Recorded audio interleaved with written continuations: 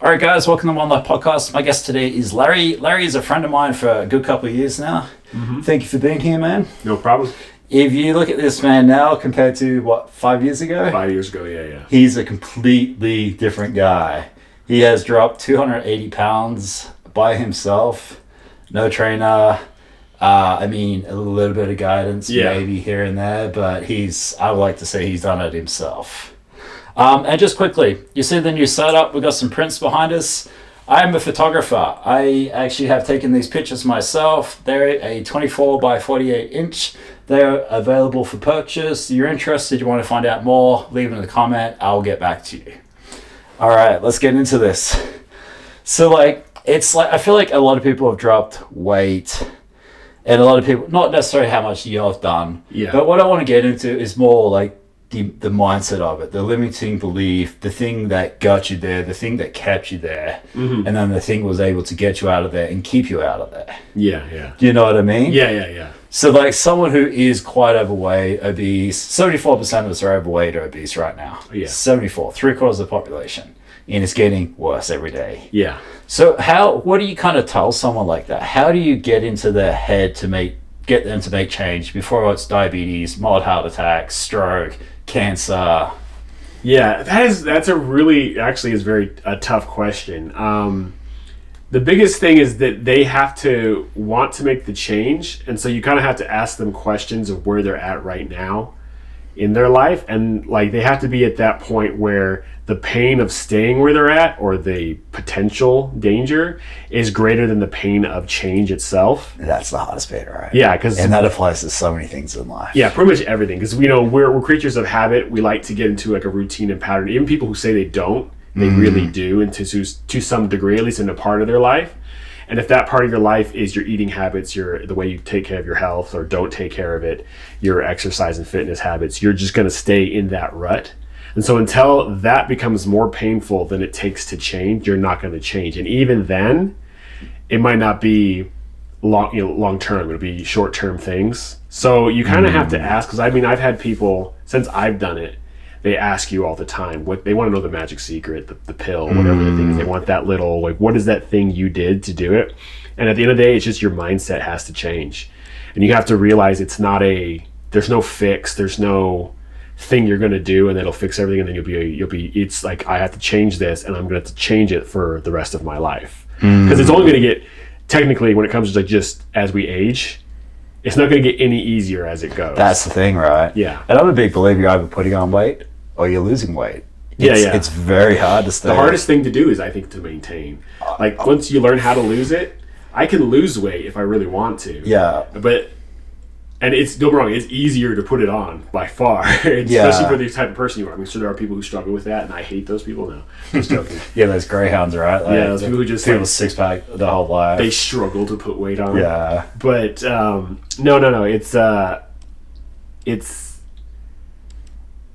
You're either losing. Maintaining, I think, is the hardest. Maintaining isn't really maintaining; it's just constantly losing and gaining at a certain point. I'm the same. I've been very lean very, very many times. I've never, ever, ever, ever, ever been able to stay there. Yeah. And it takes me 4 months to get down to single digits, looking really good. I've never been able to stay there. Mm-hmm. So it's painful. And I like what you said. It's going to be so painful where you make change. Yeah. And what comes to mind is a mild heart attack, if you're lucky. Yeah. Pre-diabetic, if you're lucky. Maybe not fitting in a plane seat. Something where you're like, oh my God, this has got too far. I need to make change. Yeah. But what is scary is people become diabetics. They start taking insulin and they just think that's a normal. Yeah. They don't hey, I can change this. They make this the new normal. That's what scares me the most. Maybe, if you think about it, whatever the medication you're on for your A1C or whatever. I got lucky. I was probably pre-diabetic, diabetic, just hadn't gone to the doctor, because that's another thing you do when you're that size. You don't want to go to the doctor because he's just going to tell you the same. It's going to be the same story you get every time. You go in for a stubbed toe and he's like, yeah, but if you lost some weight, that toe would heal faster. Or if you got a cold, but if you lost some weight, this cold wouldn't be as severe, because they're doing their job. They're right. And they're trying to do their job. They're trying to save your life. They're trying to do some preventative care because where you're at. So you in general, you avoid the doctor, you avoid the scale. I said we were talking about right before we started. When you're that heavy, I was up to the highest weight I know I was at was about 480, 482-ish, something like that. That's just what I know, because I was already losing by the time I actually stepped on the scale, and I had to find a scale that could weigh me. Because your average bathroom scale goes to about 380 to 4. That blew my mind, not having a scale which can actually weigh you. Yeah. And even if you go to the doctor's office, sometimes depending on the size you are, unless they have a scale designed for big people, they don't have a scale that can weigh you either. They'll kind of like guesstimate. They're like, okay, it's hitting this hard when it plinks up, but it's not like jammed up there, so maybe you're this weight, but we're going to just put the max. At what size you just stick your head in the sand and you just start ignoring all the warning signs, the scales? Sometime after 25, I think. Okay. Like up to that, I kind of would keep an eye on things, and like you're always like, there's always tomorrow. That's the big thing, right? Like people who get that to that size, outside of maybe extreme medical issue, like there are people who have like thyroid and other problem combinations, but it's a good excuse. But I want to touch on that. That is probably less than 1% of the population. For sure. Yeah, it's a smaller percentage. This is harsh to say, but if I put you in a concentration camp or a prisoner of war camp, you come out skinny. You will skinny, yeah. Full stop. Yeah, there's no fat people in a You look at the beach 30 years ago, it wasn't one single fat person on the beach. Yeah. Nobody came out of a concentration camp overweight. And I know that's a shitty thing to say, but the reality is everybody will lose weight if they eat less than what they burn. Yeah, calories in, calories out. At the end of the day, that's what it really is. That's all it is. And but yeah. So I mean, outside of those extreme conditions where it may be much more difficult, I don't even remember where I was going with that. What was I? Little tangent. I want to ask you. So if you're a smoker and you tell a smoker they shouldn't smoke, it's the worst thing to get them to make change. Yeah. Is that the same thing with being overweight? I think it depends on where you're at. That's what it's sticking your head in the sand. I think it depends on where you're at. If they're at a certain weight where they feel like they're like, I'm fat but I'm comfortable, like guys who say I have the dad bod, or some women who say just I'm just thick, whatever. If they're at that's probably, they won't work on them per se, because they've found a way to be comfortable with it. And it's also, there is some understanding to being comfortable in your own skin and stuff like that. But they've already they've changed their mindset to that. And so when you come at them, they've now developed tools to try to fight that. I think it's the same with you come at someone who's in a cult.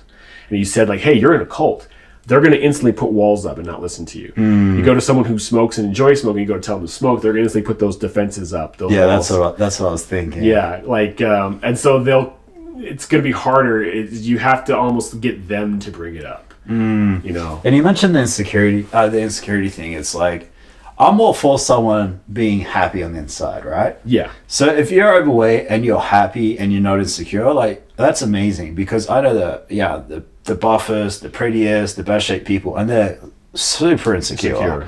But if you're unhealthy, that's when I have an issue. Yeah. You can be secure in yourself, but if you're overweight and you're unhealthy and you got a chance of getting diabetes or heart attack or cancer, you probably should make change. Yeah. And if you can be secure overweight, you can definitely be secure when you're looking the best. Yeah. And even then, and even those people who probably say they are secure, I think a lot of it's just like anybody, they are putting on somewhat of a mask or a face. Because like, that's why also just coming at someone hard who is overweight won't do anything, because they already know and they already feel bad all the time. In fact, if anything, it might even cause a spiral that goes the other way, where they're like, it's so bad, then why does it matter?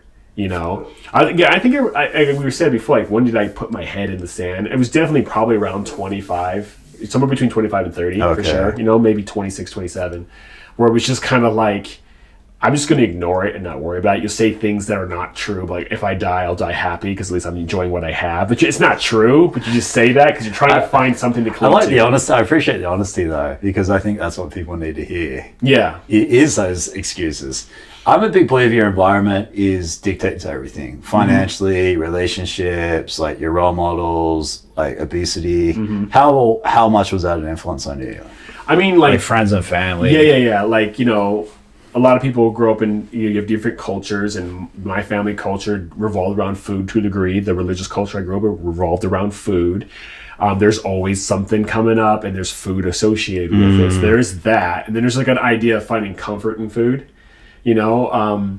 Half my family were heavy set, half were not. Okay.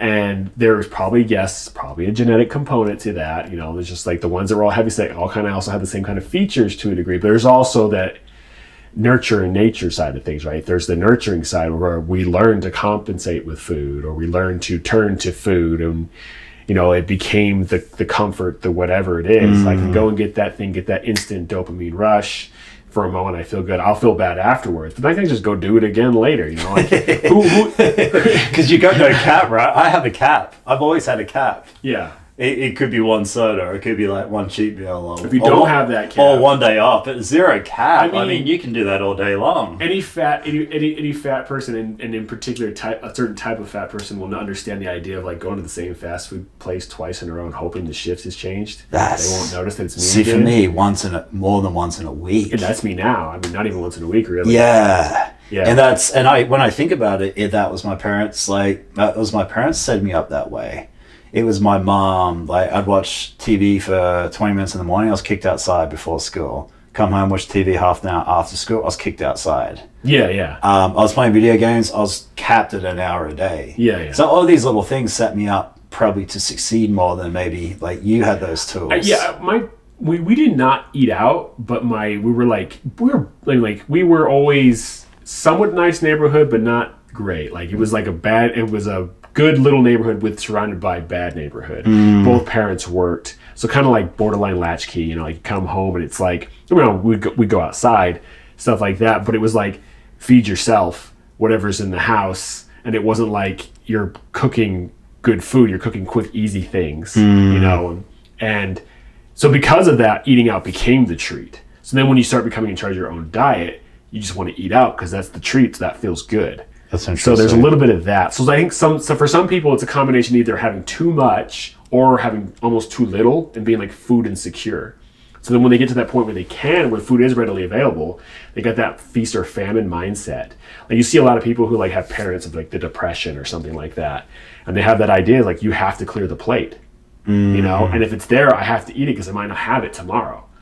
But then you're in the world of abundance, or at least secure. Food secure is now secure, but you still have that mindset, so it's still clear the plate. It's still, if it's in there, eat it, or you won't have it tomorrow, and then you just replace it and do it again. So there's so many factors. I think it's a little different for everybody. So that's part of like when I do talk to somebody about it, you got to find out where they're at. I've found that people who, this is a weird thing, people who like have a more upper middle class upbringing and stuff, they're less likely to have, if they don't get fat when they're like a high school age kid, they're kind of fine. Okay. Maybe they'll have something later in life because their body changes, but it's like they had the whatever the treat was always in their cupboard, so it's not a big deal. If we had that in the cupboard, it was like you got to get to it before someone else in the house gets to it. You know what I mean? You got to get your portion. And maybe someone else doesn't want theirs and you get theirs too. Kind of idea, because it might not be there. It might not be there. You might not get it for 6-7 months again. Gotcha. So it's like there's a slight difference in people. And I think that's why when you look at certain communities that like, a little more disenfranchised, where they don't, for them, it's just like constant. And I've noticed those are the people who tend to like eat out more when they start getting a little bit more. And when they're eating out, it's not eating out at nice places. It's eating out at junk food, fast food places, but it's constant. It's interesting. So it's a little different for everybody, but a lot of it is just like you develop those bad eating habits young. So if you are a parent and you can help develop, you don't want to, I think there's also extremes, because if you make it to the point where they can never have something, now you've like given it power over them, because it's like, it's a taboo thing. So you got to find that balance to where it's like, it's available, but they make the healthy choice. You're born, growing up in Vegas, right? Yeah, I was born and raised here. So you're a Vegas native and extremely hot for 4 months of the year, where it's very hard to go outside. The opposite of most places. And you put on summer weight, I think, here. Yeah. And you also mentioned like being in the best area where you kind of like locked up after school. So where I grew up, it's a small little coastal town. I could roam around the streets, never going to get abducted. It was fine. Yeah. So before and after school, I was like off gallivanting, like around doing whatever I want. Was the restriction between the heat and not being able to go and do whatever kind of capped your exercise and your activity? I think at a certain age it did. Like when you're younger, the heat just doesn't seem to bother you as much. So you'd run around, and my parents were they weren't like helicopter parent kind of thing. So they were kind of loose and let us out. I mean, my mom would actually like lock you out of the house sometimes too when she just needed enough of us. Yeah. Like it was like on a weekend, not during the week. Like during the week, you were pretty much like either at a specific friend's house, or maybe like we had the ballpark across the ballpark. There was a school across the street, so we had a park right across the street from me growing up. So we could go over there, but when at a certain point when you reach the summer too, like when it's like 115 degrees, you're just not going outside. I'm the same. I do not go outside in summer. I hate it. Yeah, I mean, I've noticed in Australia, you don't go inside in summer. Yeah. You get it. I actually lose my tan in summer here. Yeah. You spend more time indoors. It's stupid. I think more people get sick. There's it's kind of like a summer flu that goes here because no one wants to go outside. Yeah, I was just wondering if it had any like influence. I'm sure it did, and I think probably between the ages of like 12 to like 18, that's when it hits you the hardest because. You can't take the heat the older you get. You're so large a person overall. Whereas I would leave the house at 9 o'clock in the morning. I wouldn't come back to 9 o'clock at night. Yeah. Especially during vacation. I would go on the whole day. And I'd be surfing and skating all day. Like the amount of calories I must have been burning doing that was insane. It didn't matter what I ate because I was burning so many damn calories. Plus you had the youth on your side. Yeah. But yeah, I guess you didn't have that to that full advantage. Yeah, to a degree. I also say like, remember I was out of middle school, I switched from like a regular, regular school cycle where it was like in for the winter and out for the summer, and we went to year round. And so then it's like you have this weird like 1 month off, and then you're on for so many months, and 1 month off, and off for so many, 1 month off. So your summer break gets split up throughout the year, and that was only for middle school, so it's only for 3 years. But walking home in that. Which wasn't that far. It was maybe like 5-6 blocks, but it was like it's 110 degrees. Your shoes are getting all soft and squishy on the bottoms and melting. And you get home, you're like, I'm not going outside. I'm done for the day. Dude, half an hour in the sun here. I'm good. I'm done. So I think that made a difference. I think that's when we all started to like. All of a sudden, it was like it's hot. You didn't realize when you was a kid. I think it wasn't that hot when I was a kid. No, it was that hot. We just weren't walking on asphalt for a half hour every day. That's funny. So I think that made a difference in that. To a degree. So your key ended up being keto combined with intermittent fasting. Intermittent fasting, yeah. Why that? And you're doing OMAD too, right? Yeah, when I was in the peak of intermittent fasting, and I still do it occasionally now. Just do OMAD, 1 meal a day. Okay. What did you start with? IF and keto to start off with? Did you? Yeah. Was that literally the first? I mean, I know you had tried many times. Yeah. I tried all of them. Everything from Slim Fast to. But why did that one become successful for you? I think that the key to any diet is that restrictive window of like the intermittent fasting gives you. I think that makes every diet better. And the reason keto worked was for me is it was sustainable. I enjoy that. I mean, I love rice, pasta, and bread, but I can go without those and have like the meat and the fats and stuff. I'm happy with that too. That's better than the other side. Yeah. Interesting. So I could do the same thing and maybe go vegetarian or pescatarian or just go like a more balanced diet. And I could probably make that work too, especially with intermittent fasting. But I would just rather do keto because it works for me. I feel good when I'm on it. I don't get like that. Some people, because I know there are people out there who struggle and they don't like it, and that's fine.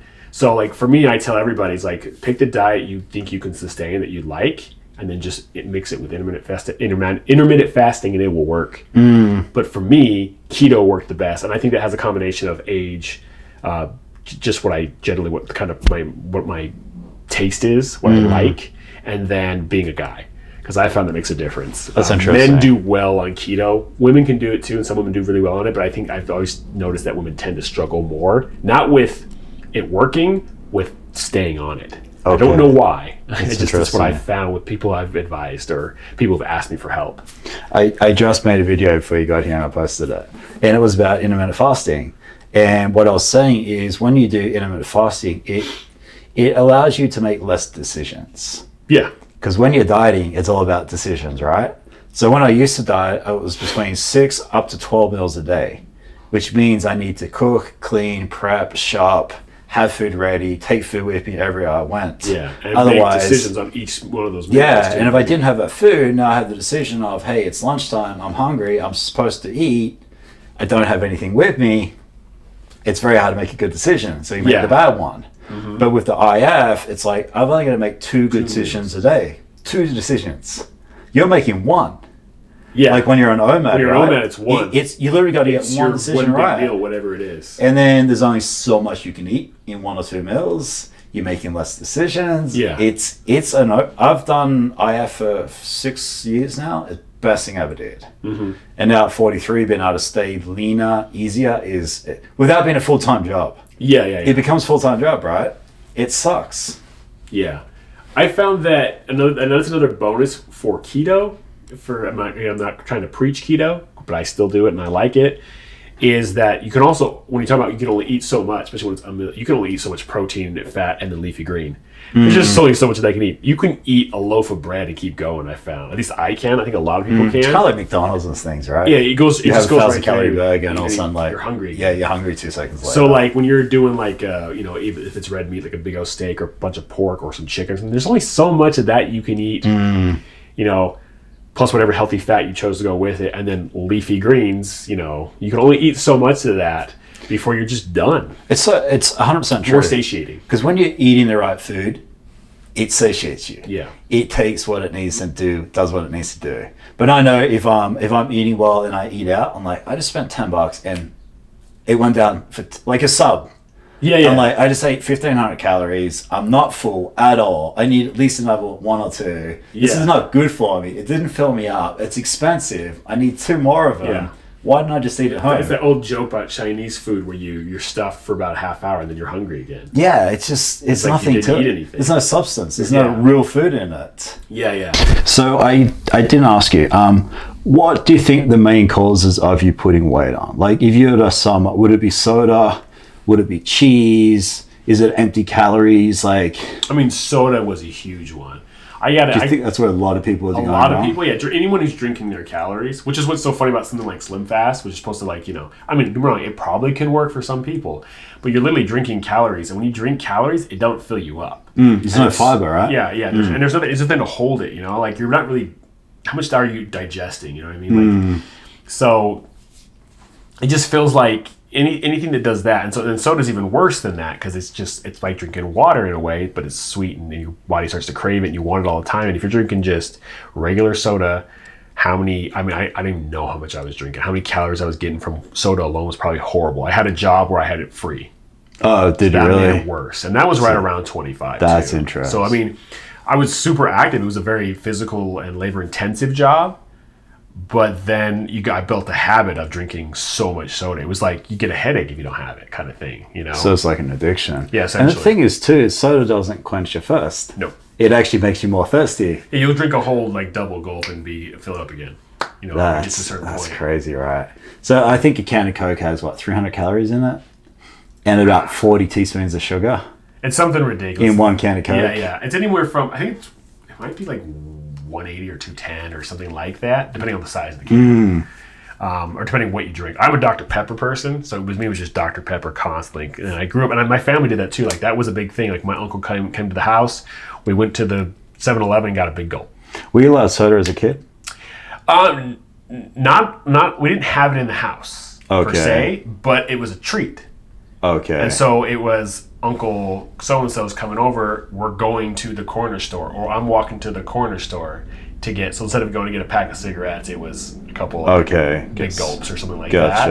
And then as you got older, then you could get it yourself. So when you were littler, it was limited just because mom and dad weren't going to buy it. They might have it if we go out to eat or something like that. But we had Kool-Aid, though, which isn't any better. Because it's a cup of sugar and a thing of water, and you mix that up. So, I mean, we didn't have soda, but we had Kool-Aid or whatever, or Tang was a big one in my house growing up too. So it was just like sweet drinks everywhere.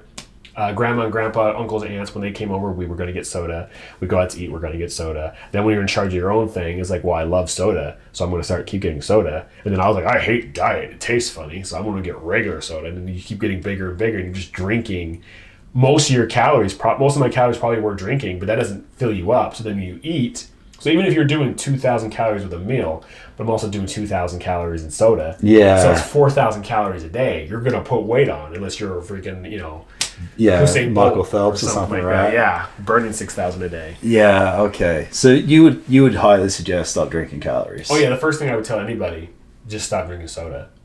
I would say get off of it or get to zero, whatever a zero version of it is. Okay. That's not the best. I do those now occasionally. What's something that's got flavor besides water that you just suggest? There are some people like to do a little like lemon or lime like slices in water. That adds a tiny bit of calorie of something, but it's nothing. But it can get you past that point of switching from whatever you're drinking now to that. You ever had BCAAs, branched chain amino acids? Yeah. Those things are delicious. Yeah, any of those. I love that stuff. The what are those little one of those Mios? Those will help get you there, I'm sure. There are plenty of 0-calorie options out there. I know some people don't like artificial sweeteners, and there is a case to avoid them, especially when you're trying to lose weight, because they can like kind of spark cravings for some people. But if it's what keeps you from breaking it, then do that instead. Okay. So if it's like either having a Diet Coke or eating a candy bar, then have the Diet Coke. You know. So it kind of depends who you are. Stop drinking calories. Like it's even like people who do like coffee and tea or whatever. If you go to get your coffee and it's basically a milkshake with coffee in it. You're not drinking coffee, you're drinking a milkshake every day. I've always said this, right? You could have a Starbucks counter and you could see the coffees and you could just have a close-up shot of the hand. And I would know by that hand or what coffee they're picking, what they're going to look like. Yeah. 100%. Every single morning, it's a black cold brew for me. Yeah. Therefore, I know I'm staying skinny. That person having that milkshake, thinking it's a coffee. It's a coffee. I don't think people starting your day with 500 calories in them. I don't think people quite get how many calories they don't burn a day. How many calories you only burn training, doing weight. Like weights, you might burn 300 to 400 calories in an hour. Yeah. Workout, kicking your own ass. You drink that in your coffee. Your day's already cancelled out. Yeah. You literally have cancelled out your whole workout. You have one more thing. That's if you work out. That's if you work out. And then you're already in the negative. There's so many things we can touch on. I'm trying to get more in the mindset. Because, I mean, we all know you lost weight now. We've talked about it, like, numerous times. But what I kind of want to know is, like, measuring results. As far as, like, a lot of people get discouraged, especially females, the weights go up and down, you fluctuate. My weight goes up and down sometimes 8 pounds between fasting each day. Yeah. It can get discouraging. It can be a combination of electrolytes, how much water or liquid you've been drinking, even menstrual just the type cycle, of food you ate, salts, hormones, and it's everybody. Carbs one day, keto the next. There's so many things that bring up and down. So what kept you on track? So one of the things I did actually when I started it is... one, I didn't weigh myself because I didn't want to know at the start. And you probably didn't take photos either. That's why I'm curious how you did it. Because so used to failing. You know, like, I mean, we've all made the post some of us have made that post on social media. I'm starting today, and it's going to be and then like 6 months later, like, I got to delete that post from the internet because I'm bigger than I was when I said that. You know, that damn accountability. You know, yeah. Or you just like you decide like, the end of this weekend I'm starting. I'm going to do the thing. Or you start a diet, and maybe you have a little success at first, and you fail. So you don't even want to acknowledge you're doing it. I had a guy ask the question, if you could go back right now and talk to Larry when he started his journey, what would you tell him? Like, nothing. I wouldn't want him to see me. Yeah. Because I don't want him to change what he did. You know? So I'm not saying it's for everybody, but for me, it was kind of like, I just hit it hard with what it was. I said, okay. I even did the meal prep thing right away. I made a bunch of keto meals. It was like chicken with like cauliflower or cabbage. Okay. I made a bunch of those for each day for like what I was supposed to have. I know I made mistakes, and the one thing I did say I would tell him, Larry, that time, I would like walk up to him, not tell him who I was, and just say electrolytes as I walked by, so that he would figure out, I need electrolytes, because that's when you get like the headache and stuff. Especially when you're not drinking as much soda or whatever, you're just gonna get, you don't have the sugar, you're not getting as much sodium as you're used to getting in your diet, because we get so much of our sodium and water from the food we eat. So when you're not eating as much and you're not eating all that processed food, all of a sudden your sodium drops, which is good, because then if you have high blood pressure, it'll go down and stuff. But the downside is all of a sudden you're like, I feel sluggish and tired and have a headache. And that can break people in that first week. Eventually your body acclimates. And you also don't hydrate properly when you don't Definitely have salt. You don't know how. So let's clarify that. So salt is good and it's bad. It's bad. So what is bad is white table salt is bad. Pink Himalayan salt. Stuff in the processed food. Pink Himalayan salt, Celtic sea salt is amazing. First thing I do when I get up in the morning, I have a glass of water and I put Himalayan salt in. First thing I do. Anytime I have a water bottle, especially if I'm going hiking, somewhere where I think I'm going to do, I put salt in my water. Yeah. Before I go to bed, I put salt in my water. That's what keeps you hydrated. That's what helps you recover. Yeah. Water is the most important thing, followed by salt. I have to the right salt. The right salt. And I have to tell people too who are like, I drink all the time. It's like they just drink purified straight water all the time. It goes right through you at a certain point. If you don't have the electrolytes, you're not actually holding it. You can actually dehydrate yourself drinking too much water if you don't have electrolytes too, because without the minerals, it just goes right through you. Well, that's how people drop dead, right? Yeah, you can drown. There's a hike in Papua New Guinea. It's it's where Japanese fought the Australians for World War II for Papua New Guinea, and it's an extreme hike. And the problem people were making, and they were drinking too much water. They're peeing out all the salts and electrolytes, and they're just dropping dead. They don't replace it. They weren't replacing it. Yeah. They're drinking plenty of water. They had a competition for a video game console a long time ago, and that's what happened to somebody. It was how much water you could drink. And they drank so much water, they died. Yeah, it's actually like you're flushing out what you need. Yeah. And you're not replenishing it. And so when you get most of your salt or your electrolytes from your processed food and then you cut those out, you don't have it anymore. And then when you're intermittent fasting, you'd be surprised how much water you get from your food. Okay. So you're not used to drinking that. And if you cut soda out, you're not used to not drinking soda. And maybe you're not used to just drinking plain water or something like that. So you're just not hydrating. So That's you get headaches. So that would be the one thing I would tell Larry That's at interesting. that time. But did you find any way of measuring your salts? Or did you just kind of put your head down and just... put my head down and... That's interesting. Yeah, and just powered through it. Which is probably a good thing, because too many people get caught up on that. Well, yeah, it's like when someone who's like as big, especially they're as big as I was or close to it, and they ask me like, what app should I get for tracking? I'm like, you don't need that yet. That's when you're to a certain point when it gets like when you have to be a little more on top of things. Like you could basically sneeze and lose weight at that point. Yeah, at that point, yeah. Just cutting soda, you're going to drop weight. Significantly. Yeah, so it's not even a little bit. They get so caught up in the minutia. It's kind of like the toolbox fallacy. Like people who are going to start a podcast, right? They have to have every tool. They want every mic. They want every camera. Everything. They want everything perfect. It's like if you just start, you're going to be way ahead of everybody. And you're going to learn so much more by starting. Just like everything. Literally going back to what you said, you learn so much more by starting than you do perfecting, planning. Because it'll never be procrastinating. Perfect. You'll always push it to the next day. It'll always be tomorrow. It'll always be as soon as I get this thing. And then you get that thing, but I don't know how to use it yet. So as soon as I learn this skill, you get that skill, I need this other tool. You'll just keep pushing it back. And so I think that's part of what made it work for me is I just put my head down and did it. And then when it comes to like we said, like weighing yourself, a significant day was like it was probably a month in when I actually did weigh myself, and I was like about 480. And the reason that was significant is because it came up on the scale. Like I wasn't past it, you know. Wow. And then I didn't weigh myself again for probably another month, and it was like 420. Like it was just like falling off of me, you know. Like my best months were like 60 pounds at a time, kind of thing. And then it really slows down. Really? It really was 60 pounds. Yeah. I remember I was incredible. 7 months in, and I was down 140 pounds at that point. About 6 months in or something like that. And I was from 480. Female. So I went from like 480, which was about a month in. So within 6 months of that, I was like at 340. Which is 140 pounds gone. That's so happy. I made videos. I took pictures. Yeah, I look at that guy and I'm like, he's so fat. What went through your mind? But at the time, it was amazing. Were you like, was there a sense of pride? Did you think you could do it at that point? At that point, I was sold 100%. I wasn't gonna stop. Okay. So I think, and I try to tell people that's like when you get obsessed with the scale, that can get you into trouble because your weight is going to fluctuate. So when you have a day for some reason you're more than you were the day before, even if it has nothing to do with what you ate, it might discourage you. Or it could go the other way where you're like, I'm doing so good, I can sneak a little.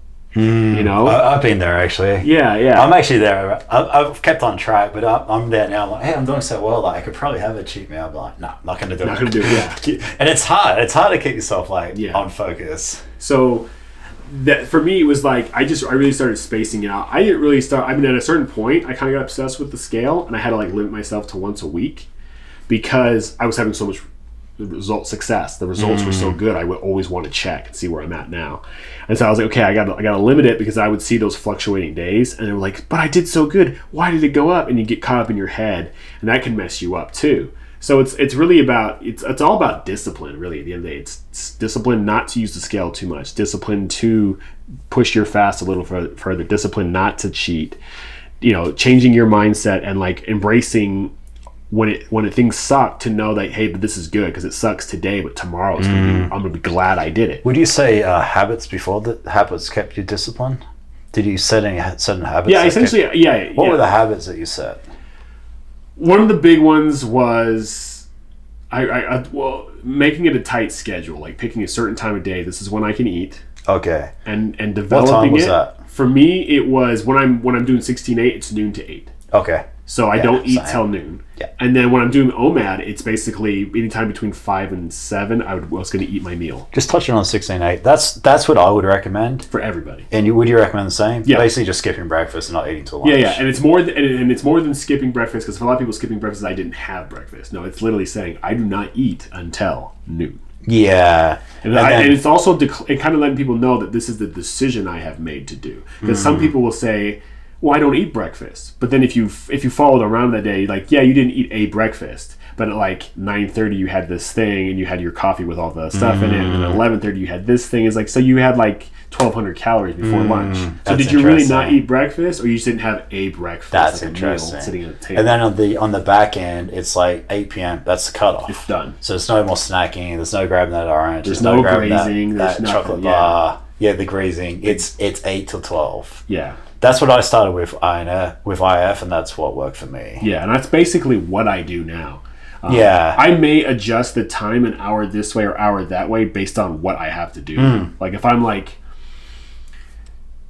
traveling or I'm doing some crazy like extreme like hike thing I'm going to do, I might push it up an hour and eat, but I'm going to end an hour sooner.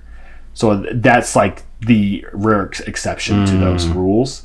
But for the most part, yeah, it's 12 to 8. That's like my normal now. And then occasionally I'll tighten the window up. So sometimes I would do like a 20 and then have a 4-hour window, or I do OMAD and just like I have an hour or so where I'm going to eat my meal and then whatever little things I want before I'm done. the same. I'm at 18-hour fast, 6-hour window, but every now and then I'll tighten it up.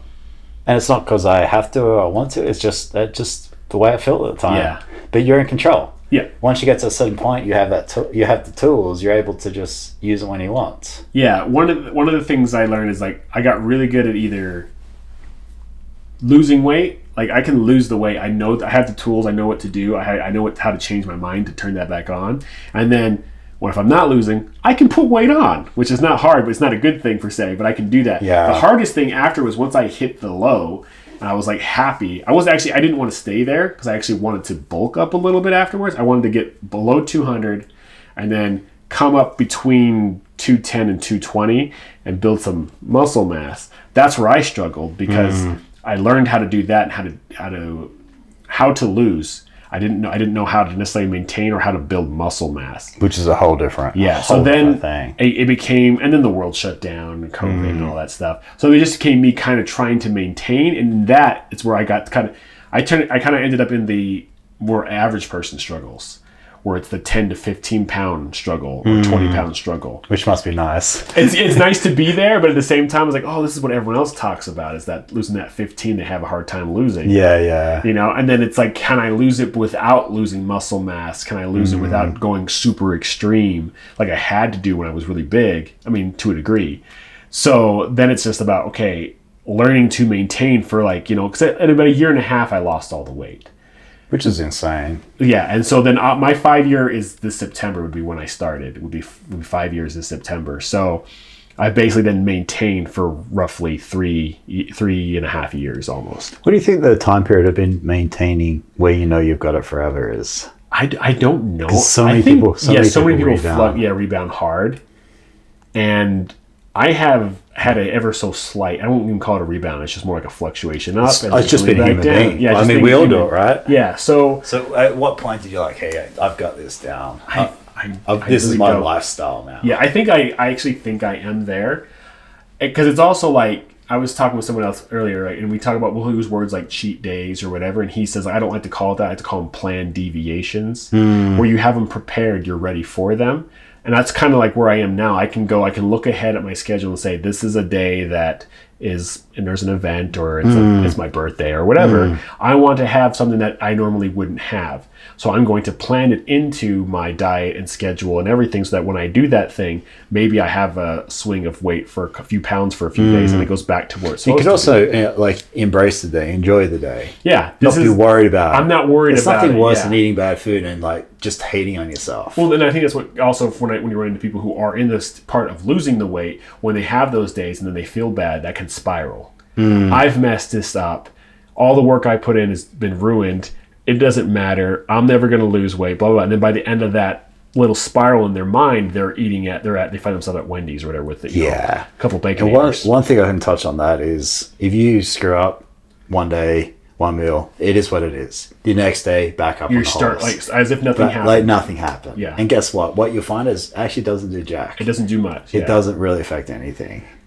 So many people, they're like, oh no, I screwed up. They either go, I have to go really hard the next day to make up for the day, or they spiral out of control and it's gone. And the better way is just to keep going on as if if you measure it out in the week, you had one bad day out of a week, that's, you're still doing better than 90% of the people out there. Yeah. And you just go back to normal and you forget it ever happened. Exactly. Yeah. We haven't touched on exercise. I'm a huge believer on eat the way that works for you. So obviously keto was the thing that worked for you. With exercise, I'm a big believer. If you don't enjoy going to the gym, I feel like there's a lot of stigma. You got to go to the gym. If you don't enjoy going to the gym, don't go to the gym. You didn't go to the gym? Nope. You dropped 300 pounds. Yeah. How important is it to find what you love to do? Well, the first and most important thing is you can't outwork your diet. Can't outrun the floor. You can't. Yeah, you just can't. You're not. If you're eating horribly, you're not Michael Phelps. You're not Usain Bolt. You're not going to outwork your diet. So you have to fix that first. So everyone I say, don't even think about exercise. Get the diet right first. The exercise will follow. And it's a bonus. It's a bonus, yeah. And then you'll be able to do the things that you won't normally be able to do. You won't get as winded as quickly. It's going to be a struggle a little bit because you have to build those muscles up and that coordination or whatever it is. Even just hiking or walking around, depending on how big you were. Little endurance. Yeah, you're going to build it up. So for me, it became... I probably got down to the low fours, as weird as that is to say. I got down to the low fours. And I was like, I want to go for a walk. I want to go for a walk. And I was like, I need to as well. Started. Yeah, so I would just walk, and I was not very far. Like I'd walk out of my neighborhood, and there was like a hill. I lived up on a hill, so it was kind of steep hill. I would just like walk as far as I could until I was just like, I can't go any further. Because you have to make your way back, Yeah. So then I'll walk back, and then it was like, okay, I'm going to go off the path into a hike, onto a dirt path, and start pushing further and further and further. And I just slowly built it up because I've always loved nature. I used to love going for walks and like looking for like arrowheads as a kid or pottery or just looking at rocks and stuff. I'm one of those kids like, oh, I found a cool rock. I'm going to take it home and put it in a box and never look at it again. So... But I mean, you're a little history buff. Yeah, I'm a little history buff and a nerd. So I would just love to go do that. And it's like, now I can do that and I'm not dead the next day. In fact, it's almost nothing. So I just started going further and further. And that became going to doing, organized hikes with like groups and stuff like that. And then being like, if at a certain point you're the guy in front leading everybody else because you can do it. So you built that strength and that endurance up because that was the thing that I enjoyed. If your thing is basketball, if your thing is pickleball or whatever it is, right? If you enjoy it, make that your thing. Make that your exercise until you want to go further because that's what will happen. You'll want to end up pushing further and further because me, it was just walks and those walks became like 5 and 10 mile walks, and then those became hikes, and those hikes up mountains and climbs and scrambling. That sounds awful to me. I love it. I like hiking to a point, but doing what you do, I don't want to do that. Yeah, I love it. Like for my birthday, that's what I do. Yeah. And I did like a 16-mile hike for my birthday. I had a guy on here who does cold plunge for an hour for his birthday. Whoa. That's his thing. So I hate the cold. So each 30 seconds, right? And I'm hating it. I want to get more into the dating relationships. When you're bigger, had you ever been on a date? Had you ever had a girlfriend? Did you have any kind of social life? I will say like I was always a very introverted and shy kid, and then the weight doesn't help. Okay. Are you still like that now? You don't seem very introverted. I'm much less so, and I also learned how to put like a mask on. There's Larry, and there's Larry in public. Social Larry, yeah. And there's social Larry, and like anyone who's like truly, because a lot of people have to say I'm introverted, but who really is? I don't know. I don't even know how real that all is. But people who are like really, it's like when you do something all day and you're with a lot of people, it can be like fun and exciting, but then you're drained. I'm the opposite. Yeah, you probably get energy from I literally grow. I can in the right, like in a small group with the right people, I can go home and be like, I'm gonna take on the world. But most of the time, especially if it's anything like close to a party or an event or there's a lot of people or people I don't know, it does the opposite. Interesting. And I think it's maybe just because you're tense the whole time. You know, you're trying to make sure that mask is in the right position and you're just, I can do this, you know. And even if you're not consciously thinking that, that's what your body's doing. So it can drain you. It can be interesting. I used to have really bad anxiety. Actually, probably part of what helped me with weight loss wasn't the anxiety, but was that a conscious choice to get past that. Because how we met was a YouTube meetup. I decided I want to do YouTube and be a star. And that didn't happen. But I started going to those and I realized quickly I can't hide. So I need to put myself out there a little bit. And then it's like, it's hard to put yourself out there when you look the way you look. When you don't like the way you look or how you don't like, don't like that image of yourself.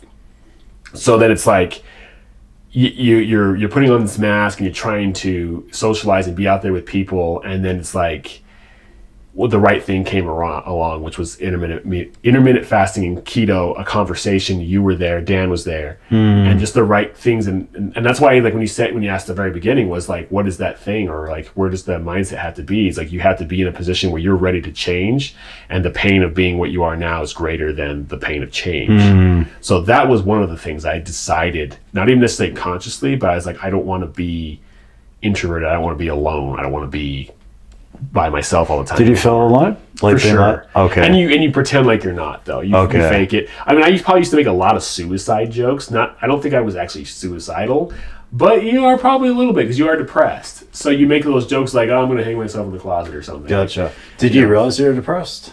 There were definitely moments where, like, yeah, for sure, I felt it and I knew I was depressed. But there were also, I think, looking back now, I go, yeah, for sure. So yeah, that's something I thought about. So was it difficult for you to go to the YouTube meetup, like the social things? Oh, for sure. It was like, I thought about it all week. Really? Like, I signed up, like, especially the first one. There was like a meetup group thing, and so I signed up for it, and I created an account, and I click on going, and then all week I was worried about it. And then, like, the morning of, I was trying to think of 1,000 excuses not to go. Really? And I probably even missed one or two that I could have gone to sooner. And then it was like a New Year thing. So it was like the New Year one I went to, like 2018, I think, yeah. I feel like a lot of people struggle to go to social things, even when they're in shape or they're just regular. So that must have been really hard for you. I already had that. I was a really painfully shy child. And so I had that. And then, like, right around 8 years old when I started putting weight on, like, whatever trigger happened, that's when I went from, like, average-ish size kid to a heavy kid. And then I was also tall, which means you stick out and you're big and you're super shy. So that doesn't help per se. Like, 'cause I can be outgoing and somewhat charming, but it was difficult for me just to get out there and do that. And then you throw the weight on top of that. Like, I know even after high school, I'm always been oblivious to, like, if a girl's into me at all. I didn't really get really big until after high school. Like, I was still a big kid. I was heavy set, not in shape, but I was like 280 pounds and 6'3", and if I known then what I know now and how to do that, I could have easily lost weight and been like in shape, good, tall kid. That's what a lot of girls like.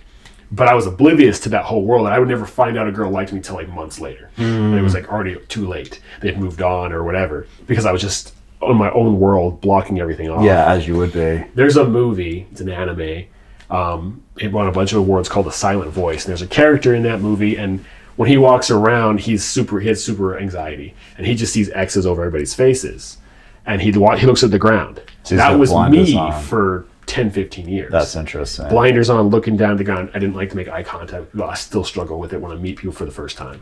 I was a really shy kid too. Yeah. And it's a lot of people have trouble believing that. But I was probably maybe just shy. But yeah. What happened with me is I got addicted to lifting weights when I was 17. I got addicted to food.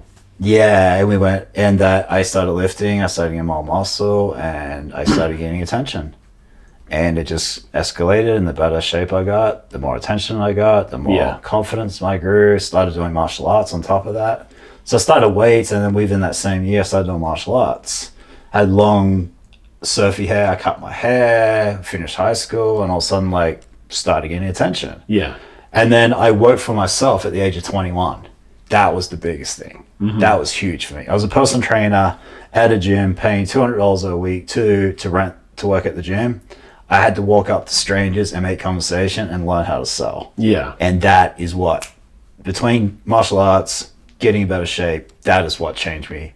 And that's where it never stopped from there. Yeah. I'd walk up to 39-year-old male, convince them to train. 21-year-old girl, 63-year-old grandma. And that's where my confidence came from. Yeah. And it just continued to build from there. But yeah, I couldn't imagine being taller, putting weight on every day.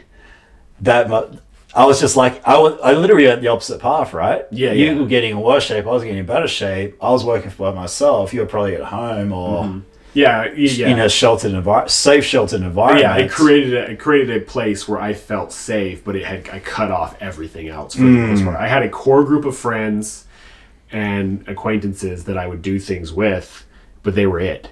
And which I had moved cities where I had all my school friends were gone, so now I had to make new friends. Yeah. So two completely different paths. Yeah, right? You turned out, I turned in. You turned to exercise and fitness and that and whatever, and I turned to food and probably in a way like a bad mindset of when you're in that kind of mindset, you're also a very negative person. Like I feel like I'm a completely different person now. I feel like I'm much more empathetic. I feel like I'm a kinder person. And then I'm much more like I want to help people. I was for sure the guy at that time too. If you called me up and said you need help, I would come help you. But I was talking shit the whole time, Gotcha. And then like at home, like if I saw someone like you, I'd be like, well, he just got this. I wouldn't even think about the work he put in. I would just assume that he's lucky or he's in steroids or whatever it is. Yeah, whatever it was. Instead of internalizing good stuff and trying to change yourself, all I would internalize is bad, and then I would just push it back out at people. And that's interesting because I know when I'm in the best shape, it's when I'm the most humble, easygoing, helpful, friendly, secure, because I've got nothing to prove to anybody. Yeah. Because I've proved it to myself. And that's what you've done now. You've proved it to yourself. So now you don't feel the need to prove to anybody, right? Yeah. You're happy on the inside, and every day you're getting better and better. And that's all that matters. Yeah, but even on top of that, I would also say it's not done. It never quite finishes. Oh no! Yeah, dude, you constantly have to maintain. You constantly need to keep yourself in check. There's even ego checks. You got to remember, hey, I'm much better than I was, but am I as good as I could be? Is there further I can take it? And there's also that mindset, I'm not to the. I joke about this with friends. If we're somewhere and there's a mirror on the wall, I'm looking at myself constantly. Not because I'm checking myself out or it's just I don't know who that guy is. Who's that guy? Oh, that's me. That's constantly because my mind, the mind Larry I see, it's not quite the 480, 500 pound Larry. It's the 350 pound Larry. Well, he lives in my head still. You've been big out for a lot longer. For so long, yeah. I've been quote unquote thin for 3.5 years. Yeah. Where I was fat guy from your entire life, 12 right? to 32. That's interesting. As far as talk to me from being overweight to being where you're at now, as far as looking people in the eyes, talking to people, talking to girls talking to you. Yeah. How was that transition? How's that changed? So one thing is I still hunch over a little bit because I've got bad posture, but part of that bad posture is not just from being unhealthy, but it's actually from literally trying to hide. You kind of into a shell. Yeah, you're kind of into the shell. That makes sense. So you do that. Now I sit back a little bit. My shoulders are a little further back. The weights is going to help you with that too. Yeah. The weights will pull you up. Yeah. And I'm transitioning to actually lifting weights instead of just losing them. So that you look people in people in the eye a lot more often. I feel more confident. Were you looking down when you're big? Yeah, I was supposed to looking down all the time. Could you shake my hand to look me in the eyes? Or when I was that size? A glance, maybe. Okay. Glance so that you knew that I was acknowledging you. Okay. And actually, most of the time, I was looking over your shoulder. Okay. So if I look over your shoulder at your ear, it may look like I'm looking at you. So you found survival techniques. Little techniques, little tricks. Interesting. So it's look at the ear, look over the shoulder, look at the person behind them, and not in their eyes, but just kind of at their shape. Interesting. So then they think in their mind's eye that, oh yeah, he acknowledged me. Okay. And I still struggle with that a little bit. Like if I'm at a store and the cashier, sometimes after I get done with my transaction, I'm like, I didn't look them in the eye. They're gonna think I'm a jerk because I didn't look them in the eye, because I still sometimes struggle with it. What is it? Is it insecurity? What is it? What is the reason behind that? I'm pretty sure there's probably something that could be diagnosed with that, but it's probably just anxiety. Just in general. And it's not nearly like it was. I've gotten a lot better at it. What are you anxious about though? I don't know, honestly. Yeah, I'm just curious. Is it what you think they think of you, or is maybe a little bit? Like, what is the depth maybe on it's that? like just an uncomfortable feeling when you look someone in the eye that can come with that. Like, but I'm sure there's some deep dive. There's probably someone out there who's diagnosing it right now. Like, Yeah, no, I'm just curious what it is. I definitely when you're at that size, the insecurity is the biggest part, right? Already have some anxiety. Already was introverted and shy. Then you throw that on top of that, so no confidence, insecure. Maybe like if it's a pretty girl, I'm thinking is like she doesn't want to talk to me, you know.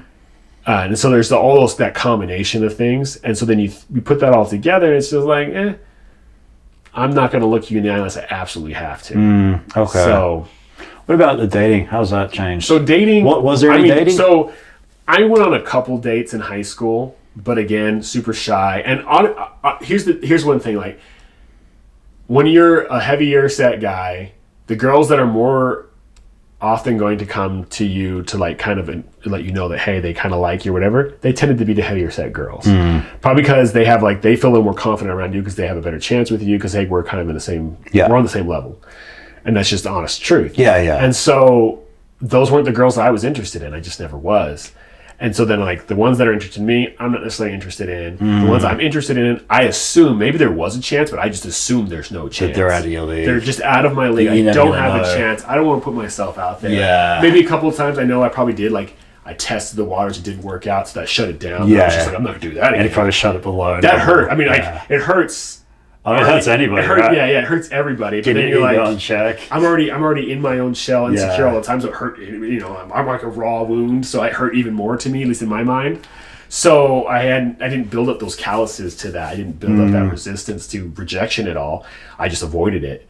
And that's like if there was a girl who liked me, I wouldn't know till after it was already too late. When they were like probably finally comfortable to tell their friends, but they're already dating somebody else, and then their friend goes like, she wanted you to ask her out the whole time. And I was like, well, nobody told me, you know. But I just wasn't looking for it. Yeah. And so there's a lot of carryover over the years, and like I tell people now, like I didn't have a 20s. The 20s were just kind of a blur of nothing, of just me hiding. Yeah. Everything. I always think about that with you. Working the minimum and doing the minimum, and just escaping into the world of, food and video games and stuff. And I still love video games. I don't play nearly as much. I play video games. Yeah. Nothing wrong with video games. But it's games. like that became my whole world. Like there was like a 6-year period of like just World of Warcraft and. So you weren't living. You're just. It was existing. If even that, right? If even, barely. Probably like surviving versus thriving. Yeah. Okay.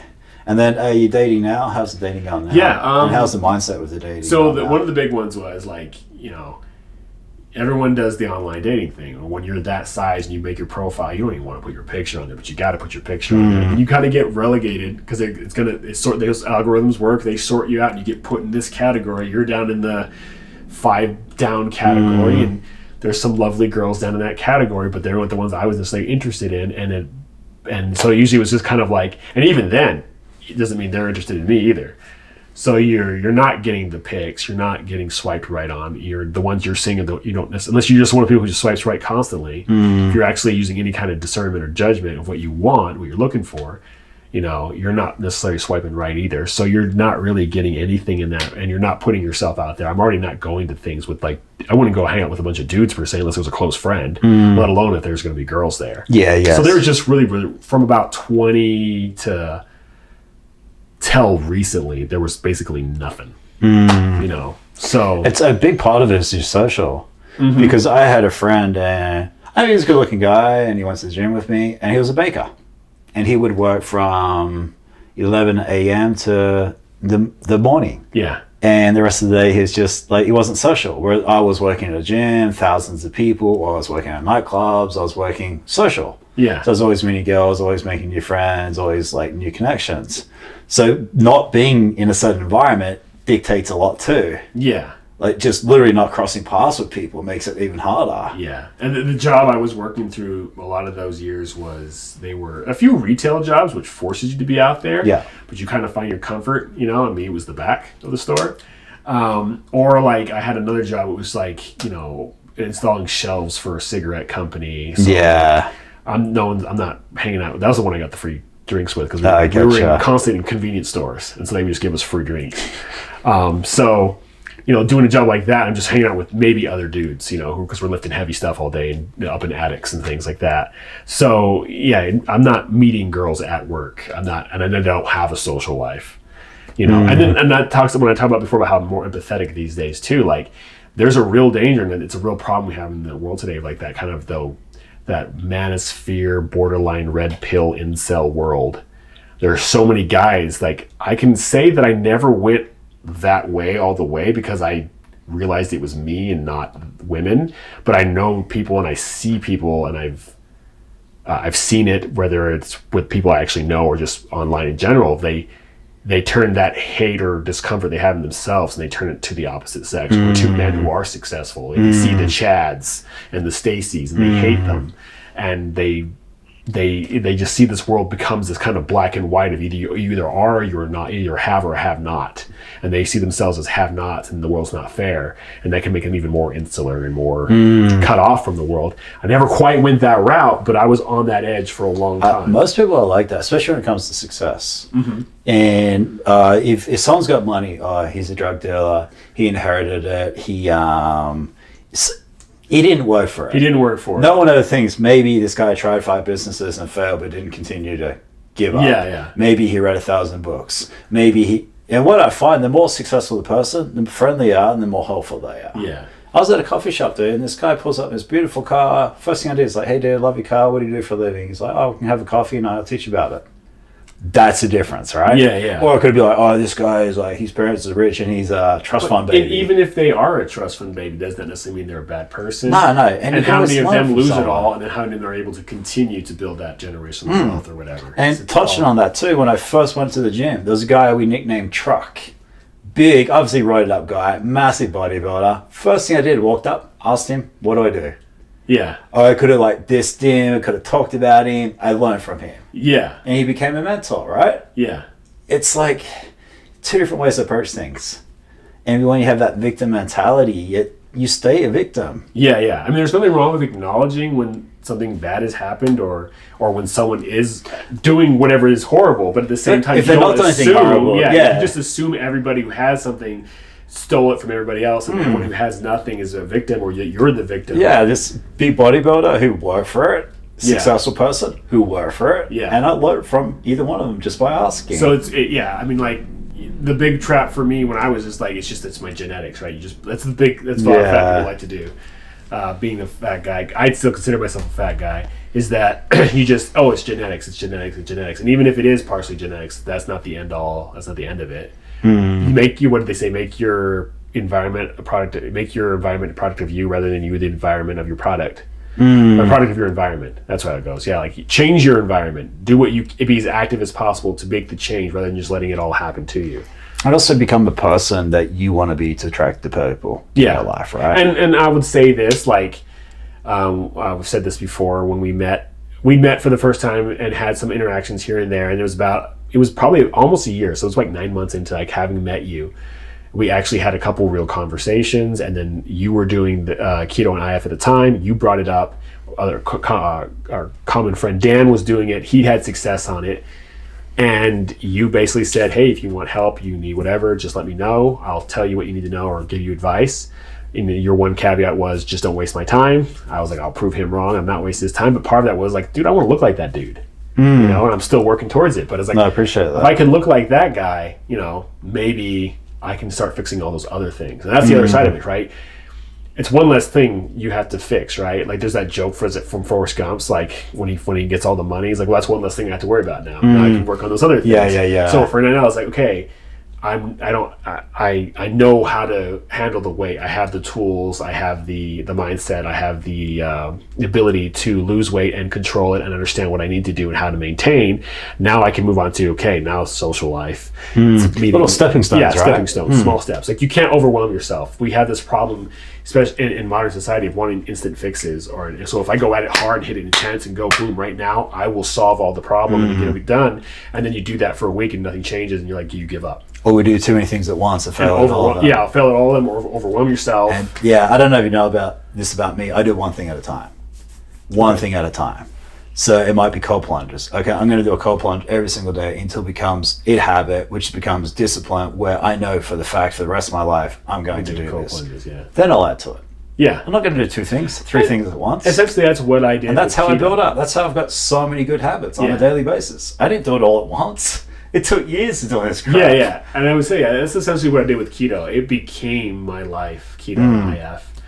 It was like, I would just think about what am I going to plan for my next meals? Like, what is the thing for this? And then then I added in exercising exercising, exactly. walking and hiking. And then I became obsessed with hiking. And like, I've worn through so many pairs of boots and changed packs and gear and stuff like that because you just wear through it, or you learn what doesn't work and what does work. You learn what kind of trails you like, where you like to go, your favorite places. You start getting more and more into that. And so then it's the next step after that. Sorry. No, go ahead. Just to finish up, like, we could talk all day, like, easily. Sure. So how do you know who to listen to? How do you know who's the right person to, I mean, you mentioned to me, like, it helped you, but over the journey, someone else out there, there's so much fluff out there, every diet, every this, it's so hard, it's this. How do you weed through all that crap to find out who to listen to, where to go for the right information? I would say similar to, like, one thing I would say is have that skeptical mind, like, and when I say skeptical, it doesn't mean like don't trust anything, but look at whoever's telling you what they're telling and see if they can back it up. And like, if I make a claim and I say a thing, then I'm the one that has to prove it to you. So if I say there's a giant elephant in the room behind me, you have no reason to believe me. But if I can present enough evidence there is, and you can go, okay, Larry has a giant elephant. If I don't bring it to you, then it's not there. So you got to do that with everything to a degree. If someone comes up with a claim that says, I have a thing that will help you lose this weight and it'll be this quick, one, if it already sounds too good to be true, it probably is. We've all heard that before. So then look at it. Look at who else is doing it. Look at the person who's presenting it to you. Do they have success with it? Or are they just selling something? Or are they, like, if it's a fat guy selling you a weight loss pill, does he know? Why is he not using it? Yeah. So whatever that is, there's that kind of side of it. Like, you need to be, you need to use like logic and reason when you're looking at what they're doing. And that was part of the reason when you brought up keto and stuff. I wasn't like you were the first person to bring it. I was seeing it everywhere. I was seeing people have success with it, and there will be people who are skeptical of it, and there are some legitimate criticisms because some people it's not sustainable, and for some people, if you're got the wrong type of blood type when it comes not blood type but like genetics when it comes to like how you process fat, maybe it won't work for you. But look into all that stuff and then trust your body.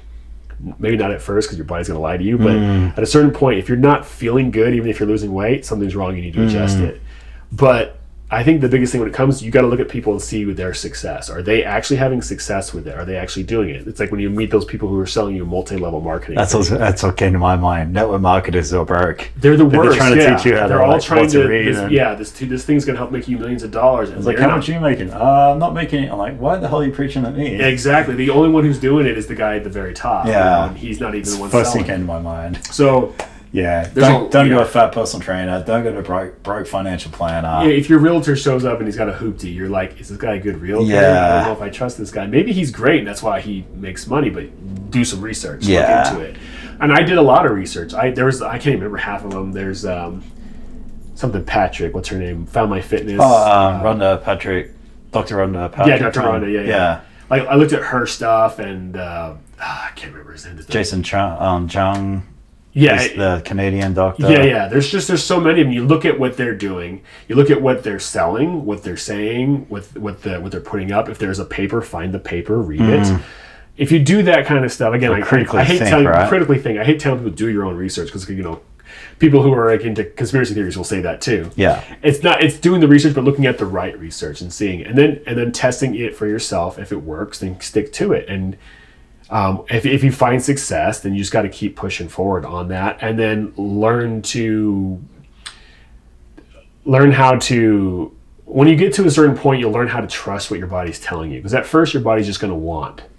When you're losing, it's going to want to go back. It wants to stay like kind of a homeostasis. It wants to stay it wants to stay in that rut. It wants to stay where it's comfortable. So you have to learn how to get into an uncomfortable place and realize that's not a bad place to be.